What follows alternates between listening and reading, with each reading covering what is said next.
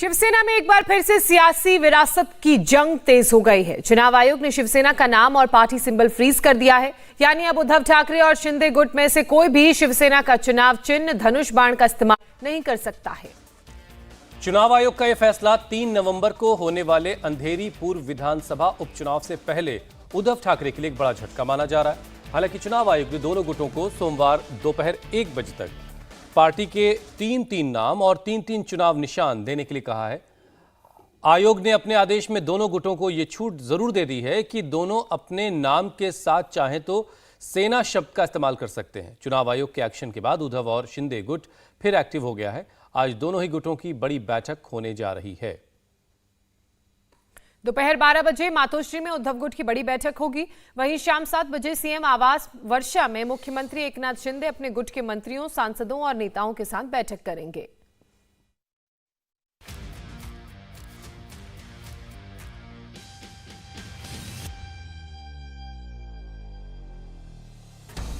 शिवसेना में 4 महीने से जारी असली नकली के खेल का फैसला अब दिल्ली दरबार में होगा। चुनाव आयोग ने शिवसेना के सिंबल धनुष बाण को फ्रीज कर दिया। चुनाव आयोग के फैसले के बाद दिल्ली से लेकर मुंबई तक उद्धव गुट और शिंदे गुट के नेताओं की सांसें अटक गईं। दोनों ही गुटों ने आज पार्टी की हाई लेवल मीटिंग बुलाई है। आज दोपहर 12 बजे मातोश्री में उद्धव ठाकरे अपने गुट के नेताओं के साथ बैठक करेंगे।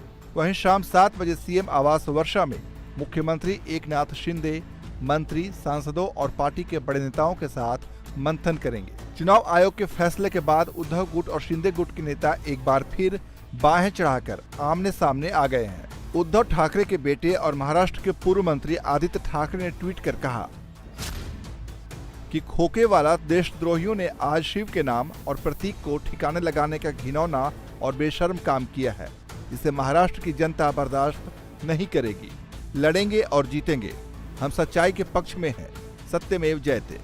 चुनाव आयोग ने दोनों ही गुटों को शिवसेना के चुनाव चिन्ह धनुष और तीर का इस्तेमाल करने पर अंतरिम रोक लगा दी है। चुनाव आयोग ने यह फैसला अंधेरी पूर्व विधानसभा सीट पर होने वाले उपचुनाव को लेकर लिया है। इसके लिए आयोग ने दोनों पक्षों को 10 अक्टूबर दोपहर 1 बजे तक का वक्त दिया है। 10 अक्टूबर तक दोनों पक्ष को 3-3 चुनाव चिन्ह और 3-3 नाम सौंपना है। इलेक्टेड मेंबर्स जो भी है यानी लेजिस्लेचर पार्ट का अगर आप देखेंगे तो वो एमएलएस हो या एमपीज हो, it's a offshoot of a political original political party. Political party के जो पूरे कार्यकर्ता है, पदाधिकारी है, वो उनको चुन के देते हैं। पार्टी का सिंबल उनके साथ में रहता है, तो ये गुडविल भी रहता है और लोगों की मेहनत भी रहती है जिससे वो बनते हैं। जरूरी नहीं है कि वो ही एमएलए अगली बार भी पार्टी उसको रखेगी या वो उस सांसद को फिर मैदान में उतारेगी। वो तो चेंज भी होता है पार्टी का, जिस तरह से बहुत सारे उसके फैक्टर्स रहते हैं। तो इसके बावजूद के लेजिस्लेचर की आंकड़े क्या है, उससे ज्यादा इम्पोर्टेंट पॉलिटिकल पार्टी के जो पदाधिकारी है, पॉलिटिकल पार्टी के पदाधिकारी किस तरफ हैं सर? वो बिल्कुल हमारे साथ में।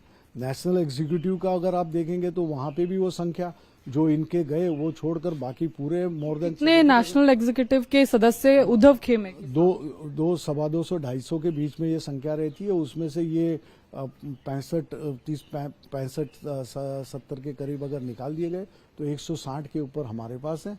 160 के नेशनल एग्जीक्यूटिव के सदस्य। So that comes to around more than 70%। So वो मेजोरिटी है।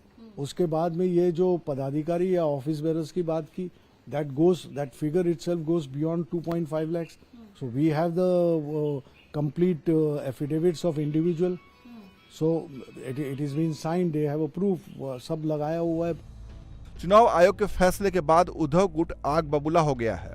उद्धव गुट के नेता चुनाव आयोग को कोस रहे हैं। वहीं आम आदमी पार्टी भी उद्धव गुट के साथ खड़ी दिख रही है।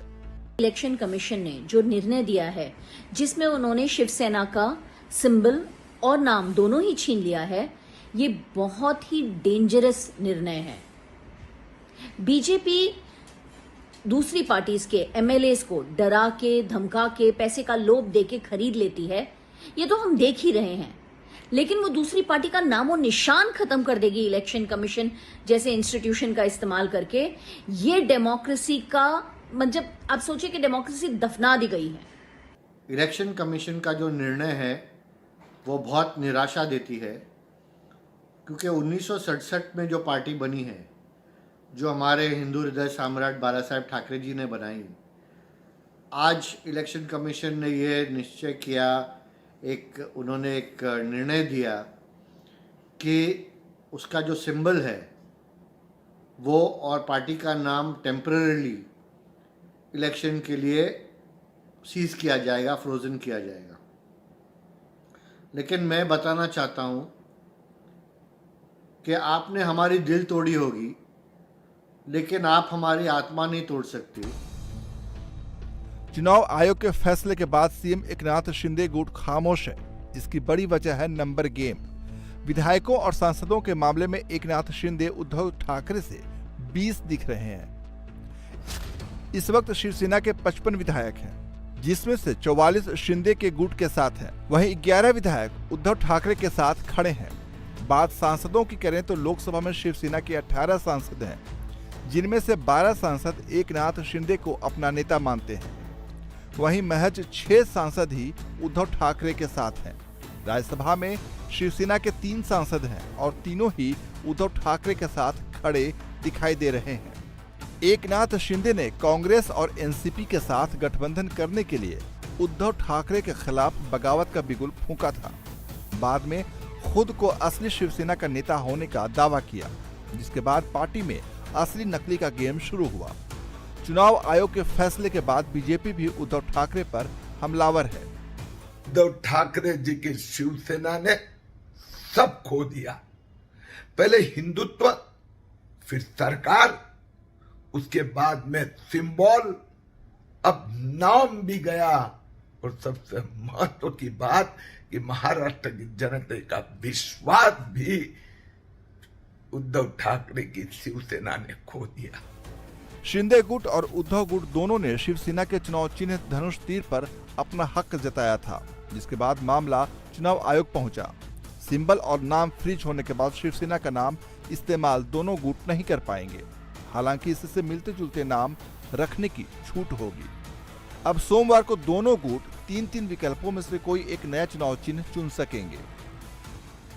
इंडिया टीवी हर वक्त हर जगह डाउनलोड करने के लिए सर्च करें India TV news Google play store या ऐप स्टोर पर।